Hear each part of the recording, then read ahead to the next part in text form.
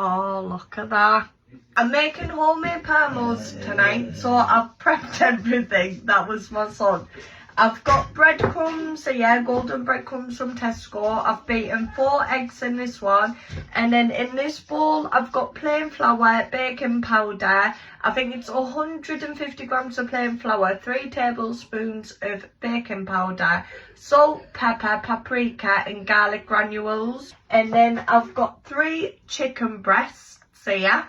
I'm going to cut it in half. Oh. But there, I need to go a long ways. I take my meat cleaver and I'm going to hit it and get it to the thickness that I want it to be. You can literally have it as thick or as thin as you want. So now I'm going to grab my chicken, push it into the flour and evenly coat it on both sides. Make sure that everything's covered well, and then after the flour I'm going to dip it in the egg again. Make sure that it's evenly coated all over, and then after the egg I'm going into the breadcrumbs. Make sure they're all over as well. There, so there's one done. I'm going to set this aside, put it on the rack, and I'll do the other ones and I'll come back when I've done that. So for the bechamel sauce, you're going to want to melt 50 grams of butter. So now my butter's melted, I'm going to add 50 grams of plain flour. Now I'm going to gradually add my milk.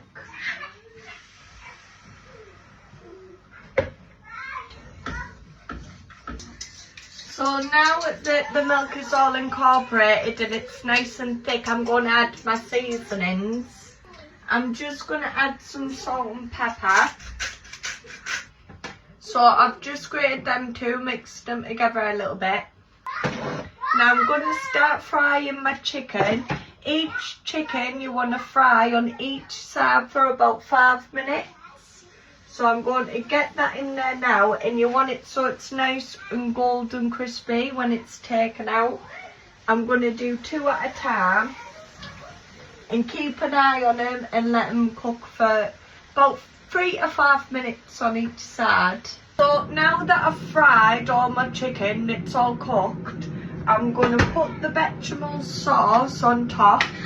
So I'm going to make sure that there's like a lot on each one and it's evenly coated. So for mine, I'm going to have a hot shot parmo. Everybody else just wants normal. So I'll show you what I do to make it into a hot shot. Right, so for my hot shot parmo, I've got some crushed chilies. And I'm going to sprinkle just a couple on the top where the bechamel sauce is. And then I'm going to put some cheese on top. And I've got these sliced chorizo, or chorizo, don't know how to pronounce it, but I've got some of these, so I'm going to put some of these on top of my parmo. There, so I'm going to put some of them on. I'll put 3 on. And then I might put a couple more chili flakes on top. I've just chucked parmos in the grill there. I'll probably give them about 10-15 minutes. Just wait until the cheese is all melted and got a little bit crispy on the top, and then I'll take them out. Oh, look at that. There's my hot shot one. I've done some homemade chips in the air fryer as well. So I'm going to get them dished out and all. And I've made my own homemade garlic sauce. But I'm going to do a quick taste test because my phone's going to die. But I done myself a hot shot. So I'm going to taste some of the parmo with some of the garlic. That's what it looks like. Okay, I've got some of the garlic on.